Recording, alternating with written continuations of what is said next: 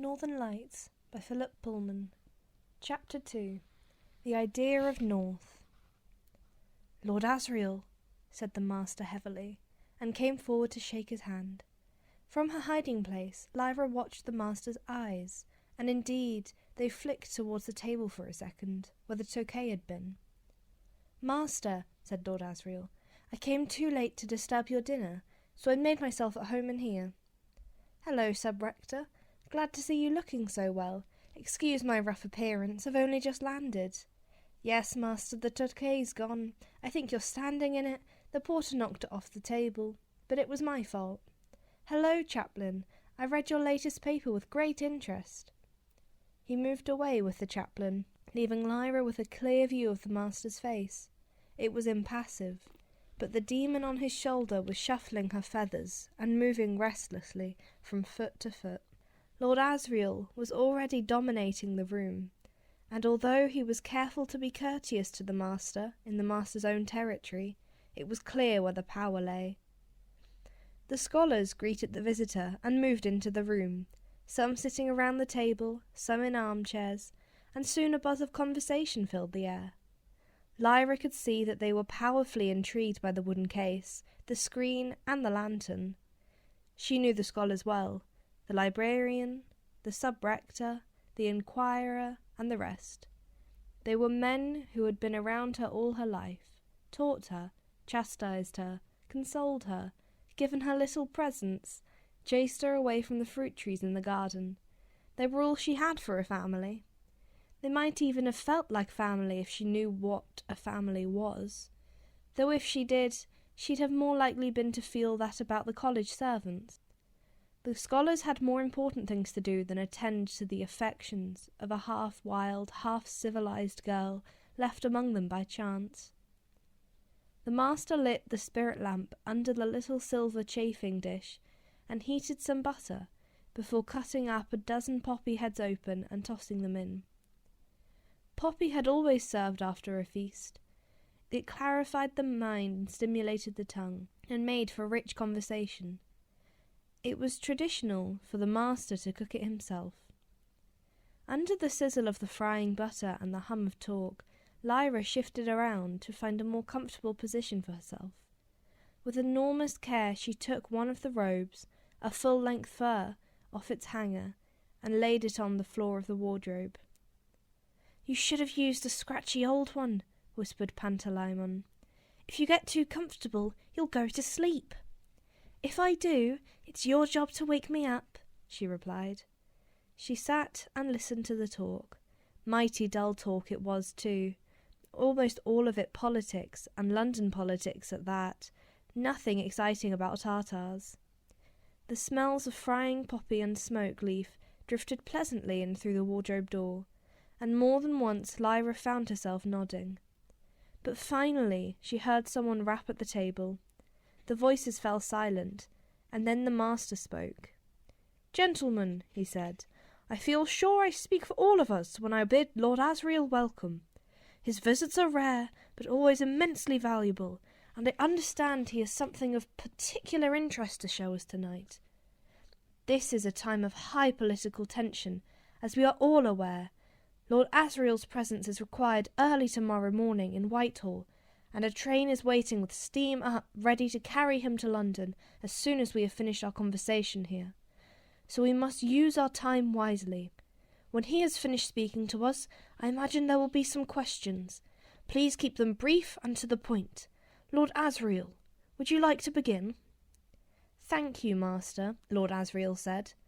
"To start with, I have a few slides to show you. Sub-Rector, you can see best from here, I think. Perhaps the master would like to take the chair near the wardrobe." The old sub-rector was nearly blind, so it was very courteous to make room for him near the screen. And his moving forward meant that the master would be sitting next to the librarian, only a couple of yards or so from where Lyra was crouched in the wardrobe. As the master settled in the armchair, Lyra heard him murmur, "The devil! He knew about the wine! I'm sure of it!" The librarian murmured back, "He's going to ask for funds if he forces a vote. If he does that, we must argue against with all the eloquence we have." The lantern began to hiss as Lord Asriel pumped it hard. Lyra moved slightly so she could see the screen, where a brilliant white circle had begun to glow. Lord Asriel called, "Could someone turn the lamp down?" One of the scholars got up to do that, and the room darkened. Lord Asriel began. "As some of you know, I set out for the north 12 months ago on a diplomatic mission to the King of Lapland. At least, that's what I pretended to be doing. In fact, my real aim was to go further north still, right onto the ice, to try and discover what happened to the Grumman expedition. One of Grumman's last messages to the Academy in Berlin spoke of a certain natural phenomenon only seen in the lands of the north. I was determined to investigate that, as well as find out what I could about Grumman. But the first picture I'm going to show you isn't directly about either of those things." And he put the first slide into the frame and slid it behind the lens. A circular photogram in sharp black and white appeared on the screen. It had been taken at night under a full moon, and it showed a wooden hut in the middle distance, its walls dark against the snow that surrounded it and lay thickly on the roof. Beside the hut stood an array of philosophical instruments, which looked to Lyra's eye like something from the Anbaric Park on the road to Yarton. Aerials, wires, porcelain insulators, all glittering in the moonlight and thickly covered in frost. A man in furs, his face hardly visible in the deep hood of his garment, stood in the foreground, with his hand raised as if in greeting. To one side of him stood a smaller figure. The moonlight bathed everything in the same pallid gleam. "That photogram was taken with a standard silver nitrate emulsion," Lord Asriel said. "I'd like you to look at another one, taken from the same spot only a minute later, with a new, specially prepared emulsion." He lifted the first slide and dropped another into the frame.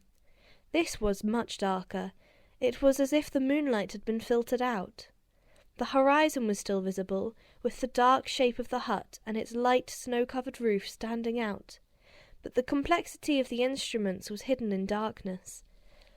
But the man altogether changed. He was bathed in light, and a fountain of glowing particles seemed to be streaming from his upraised hand. "That light," said the chaplain, "is it going up or coming down?" "It's coming down," said Lord Asriel. "But it isn't light, it's dust." Something in the way he said it made Lyra imagine dust with a capital letter, as if this wasn't ordinary dust. The reaction of the scholars confirmed her feeling, because Lord Asriel's words caused a sudden collective silence, followed by gasps of incredulity. "But how? Surely it can't!" "Gentlemen," came the voice of the chaplain, "let Lord Asriel explain." "It's dust," Lord Asriel repeated. "It registered as light on the plate because the particles of dust affect this emulsion as photons affect silver nitrate emulsion. It was partly to test it that my expedition went north in the first place. As you see, the figure of the man is perfectly visible. Now I'd like you to look at the shape to his left." He indicated the blurred shape on the smaller figure. "I thought that was the man's demon," said the inquirer. "No, his demon was at the time coiled around his neck in the form of a snake. That shape you can dimly see is a child." "A severed child," said someone, and the way he stopped showed that he knew this was something that shouldn't have been voiced. There was an intense silence. "An entire child," Lord Asriel said calmly, "which, given the nature of dust, is precisely the point, is it not?" No one spoke for several seconds. Then it came the voice of the chaplain. "Ah," he said, like a thirsty man who, having just drunk deeply, puts down the glass to let out the breath he had held while drinking. "And the streams of dust come from the sky and bathe in what looks like light. You may examine this picture as closely as you wish. I'll leave it behind when I go. I'm showing it to you now to demonstrate the effect of this new emulsion. Now I'd like to show you another picture." He changed the slide. The next picture was also taken at night, but this time without moonlight. It showed a small group of tents in the foreground, dimly outlined against the low horizon, and beside them an untidy heap of wooden boxes and a sledge. But the main interest of the picture lay in the sky. Streams and veils of light hung like curtains, looped and festooned on invisible hooks, hundreds of miles high or blowing out sideways in the stream of some unimaginable wind. "What is that?" said the voice of the sub-rector. "It's a picture of the aurora." "It's a very fine photogram," said the Palmyrian professor. "One of the best I've seen." "Forgive my ignorance," said the shaky voice of the old precentor, "but if I ever knew what the aurora was, I have forgotten. Is it what they call the Northern Lights?" "Yes, it has many names. It's composed of storms of charged particles and solar rays of intense and extraordinary strength, invisible in themselves, but causing this luminous radiation when they interact with the atmosphere. If there'd been time, I would have had this slide tinted to show you the colours. Pale green and rose for the most part, with a tinge of crimson along the lower ledge of that curtain-like formation. This is taken with ordinary emulsion. Now I'd like you to look at a picture taken with the special emulsion." He took out the slide. Lyra heard the master say quietly, "If he forces a vote, we could try to invoke the residence clause. He hasn't been resident in the college for 30 weeks out of the last 52. "He's already got the chaplain on his side," the librarian murmured in reply. Lord Asriel put the new slide in the lantern frame. It showed the same scene. As with the previous pair of pictures, many of the features visible by ordinary light were much dimmer in this one, and so were the curtains of radiance in the sky. But in the middle of the aurora, high above the bleak landscape, Lyra could see something solid. She pressed her face to the crack to see more clearly, and she could see scholars near the screen leaning forward too. As she gazed, her wonder grew, because there in the sky was the unmistakable outline of a city. Towers, domes, walls, buildings and streets, suspended in the air. She nearly gasped with wonder. The Cassington scholar said, "That looks like a city." "Exactly so," said Lord Asriel. "A city in another world, no doubt," said the dean, with contempt in his voice. Lord Asriel ignored him. There was a stir of excitement among some of the scholars, as if, having written treatises on the existence of the unicorn without ever having seen one, they had been presented with a living example newly captured. "Is this the Barnard Stokes business?" asked the Palmyrian professor. "It is, isn't it?" "That's what I want to find out," said Lord Asriel. He stood to one side of the illuminated screen. Lyra could see his dark eyes searching among the scholars as they peered up at the side of the aurora, and the green glow of his demon's eyes beside him. All the venerable heads were craning forward, their spectacles glinting. Only the master and the librarian leant back in their chairs, with their heads close together. The chaplain was saying, "You said you were searching for news of the Grunman expedition, Lord Asriel. Was Dr. Grunman investigating this phenomenon too?" "I believe he was, and I believe he had a good deal of information about it, but he won't be able to tell us what it is, because he's dead." "No," said the chaplain. "I'm afraid so, and I have the proof here." A ripple of excited apprehension ran around the retiring room, as, under Lord Asriel's direction, 2 or 3 of the younger scholars carried the wooden box to the front of the room. Lord Asriel took out the last slide, but left the lantern on, and in the dramatic glare of the circle of light, he bent to lever open the box. Lyra heard the screech of nails coming out of damp wood. The master stood up to look, blocking Lyra's view. Her uncle spoke again. "If you remember, Grumman's expedition vanished 18 months ago. The German Academy sent him up there to go as far north as the magnetic pole and make various celestial observations. It was in the course of that journey that he observed the curious phenomenon we've already seen. Shortly after that, he vanished. It's been assumed that he had an accident and that his body's been lying in a crevasse all this time.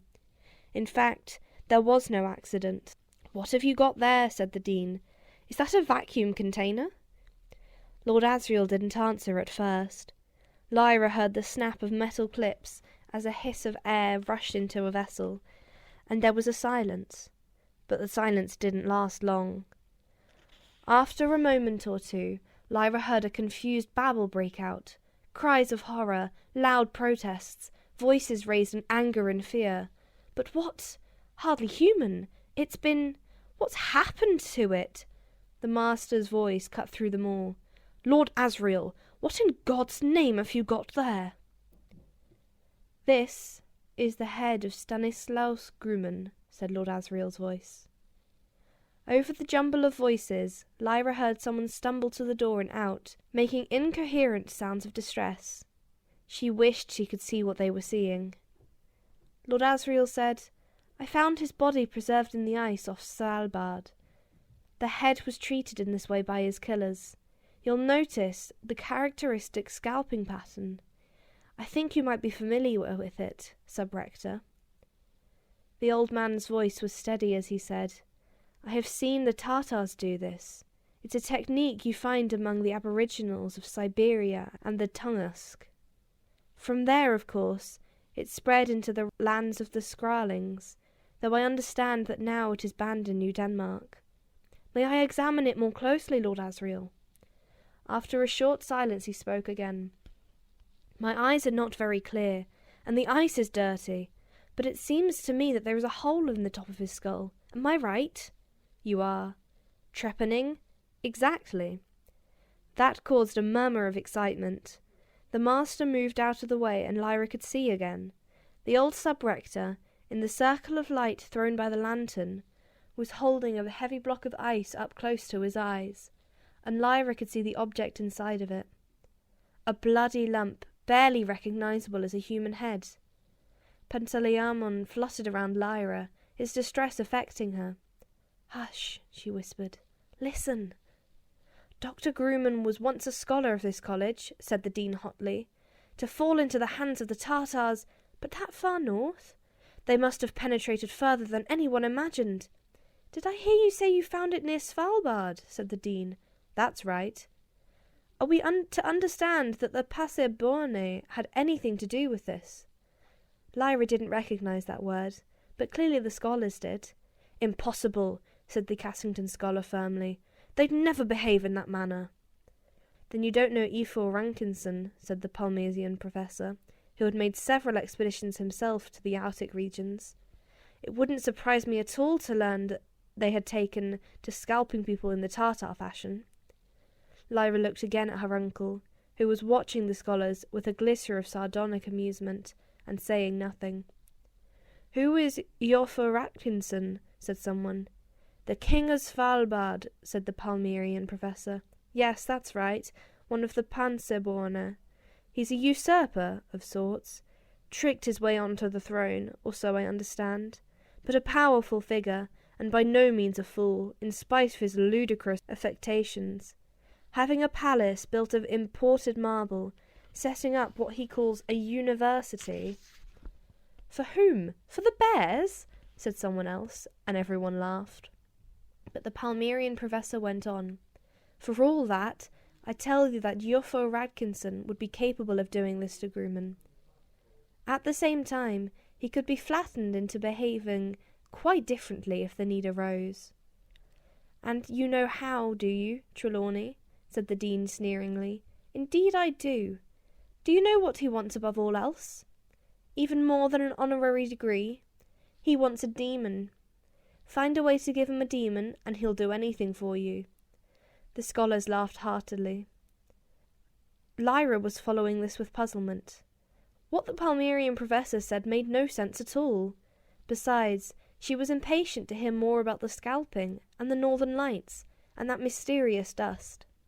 But she was disappointed, for Lord Asriel had finished showing his relics and pictures, and the talk soon turned into a college wrangle about whether or not they should give him some money to fit out another expedition. Back and forth the arguments ranged, and Lyra felt her eyes closing.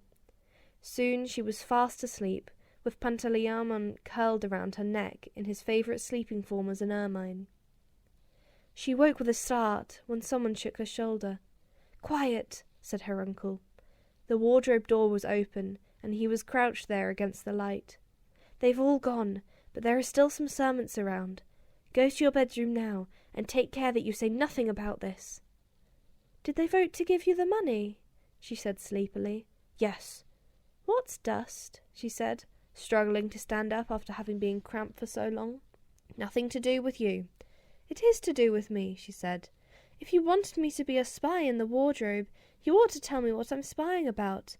Can I see the man's head?" Pantaleimon's white ermine fur bristled. She felt it tickling her neck. Lord Asriel laughed shortly. "Don't be disgusting," he said, and began to pack his slides and specimen box. "Did you watch the master?" "Yes, and he looked for the wine before he did anything else." "Good, but I've scotched him for now. Do as you're told and go to bed." "But where are you going?" "Back to the north. I'm leaving in 10 minutes. Can I come?" He stopped what he was doing, and looked at her as if for the first time. His demon turned her great green leopard eyes on her too, and under the concentrated gaze of both of them, Lyra blushed, but she gazed back fiercely. "Your place is here," said her uncle finally. "But why? Why is my place here? Why can't I come to the north with you? I want to see the northern lights, and bears, and icebergs, and everything. I want to know about dust, and the city in the air. Is it another world?" "You're not coming, child. Put it out of your head. The times are too dangerous. Do as you're told and go back to bed, and if you're a good girl, I'll bring you back a walrus tusk with some Eskimo carving on it. Don't argue any more, or I shall be angry." And his demon growled with a deep, savage rumble that made Lyra suddenly aware of what it would be like to have teeth meeting in her throat. Lyra compressed her lips and frowned hard at her uncle. He was pumping the air from the vacuum flask, and took no notice. It was as if he'd already forgotten her. Without a word, but with lips tight and narrowed eyes, the girl and her demon left and went to bed. The master and the librarian were old friends and allies, and it was their habit, after a difficult episode, take a glass of Brandivin and console each other. So after they'd seen Lord Asriel away, they strolled to the master's lodging and settled in his study, with the curtains drawn and the fire refreshed, their demons in familiar places on knee or shoulder, and prepared to think through what had just happened. "Do you really believe he knew about the wine?" said the librarian. "Of course he did. I have no idea how, but he knew, and he spilled the decanter of himself. Of course he did." "Forgive me, master, but I can't help being relieved. I was never happy about the idea of—" "Of poisoning him?" "Yes, of murder." "Hardly anyone would be happy with that idea, Charles. The question was whether doing that would be worse than the consequences of not doing it. Well, some providence has intervened, and it hasn't happened. I'm only sorry I burdened you with the knowledge of it." "No, no," protested the librarian. "But I wish you had told me more." The master was silent for a while, before saying, "Yes, perhaps I should have done. The alethiometer warns of appalling consequences if Lord Asriel pursues this research. Apart from anything else, the child will be drawn in, and I want to keep her safe as long as possible." "Is Lord Asriel's business anything to do with this new initiative of the Consistorial Court of Discipline? They call it? The Oblation Board?" "Lord Asriel? No, quite the reverse. The Oblation Board isn't entirely answerable to the Consistorial Court either. It's semi-private initiative. It's being run by someone who has no love of Lord Asriel. Between them both, Charles, I tremble." The librarian was silent in his turn. Ever since Pope John Calvin had moved to the seat of papacy to Geneva and set up the Consistorial Court of Discipline, the Church's power over every aspect of life had been absolute. The papacy itself had been abolished after Calvin's death, and a tangle of courts, colleges, and councils, collectively known as the magisterium, had grown up in its place. These agencies were not always united, Sometimes a bitter rivalry grew between them. For a large part of the previous century, the most powerful had been the College of Bishops, but in recent years the Consistorial Court of Discipline had taken its place as the most active and the most feared of all the Church's bodies. But it was always possible for independent agencies to grow up under the protection of another part of the magisterium, and the Oblation Board, which the librarian had referred to, was one of these. The librarian didn't know much about it, but he disliked and feared what he'd heard, and he completely understood the master's anxiety. "The Palmerian professor mentioned a name," he said after a minute or so. "Barnard Stokes? What is the Barnard Stokes business?" "Ah, 'tis not our field, child. As I understand it, the Holy Church teaches that there are two worlds, the world of everything we can see and hear and touch, and another world, the spiritual world of heaven and hell. Barnard and Stokes were two, how shall I put it, renegade theologians who postulated the existence of numerous other worlds like this one, neither heaven nor hell, but material and sinful. They are there, close by, but invisible and unreachable. The Holy Church naturally disapproved of this abominable hearsay, and Barnard and Stokes were silenced. But unfortunately for the magisterium, there seemed to be sound mathematical arguments for this other world theory. I have never followed them myself, but the Cassington scholar tells me they are sound. And now Lord Asriel has taken a picture of one of these other worlds," the librarian said, "and we have funded him to go and look for it, I see." "Quite.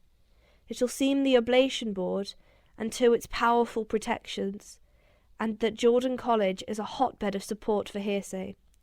And between the Consistorial Court and the Oblation Board, Charles, I have to keep a balance. And meanwhile the child is growing. They won't have forgotten her. Sooner or later she will have to become involved, but she'll be drawn in now whether I want to protect her or not." "But how do you know that, for God's sake? The alethiometer again?" "Yes. Lyra has a part to play in all this, and a major one. The irony is that she must do it all without realizing what she's doing. She can be helped, though, and if my plan with the Touquet had succeeded, she would have been safe for a little longer. I would have liked to spare her a journey to the north. I wish above all things I were able to explain it to her. She wouldn't listen, the librarian said. I know her ways only too well. Try to get her to say anything serious, and she'll half listen for 5 minutes and then start fidgeting. And quiz her about it next time and she'll have completely forgotten." "If I talked to her about dust, you don't think she'd listen then?" The librarian made a noise to indicate how unlikely he thought that was. "Why on earth should she?" he asked. "Why should a distant theological riddle interest a healthy, thoughtless child?" "Because of what she must experience. Part of that includes a great betrayal. Who's going to betray her?" No, that's the saddest thing. She will be the betrayer, and the experience will be terrible. She mustn't know that, of course. There's no reason for her not to know about the problem of dust. And you might be wrong, Charles. She might well take an interest in it, if it were explained in a simple way. And it might help her later on. It would certainly help me to be less anxious about her." "That's the duty of old," said the librarian, "to be anxious on the behalf of the young. And the duty of the young is to scorn the anxiety of the old." They sat for a while longer, and then parted, for it was late, and they were old and anxious.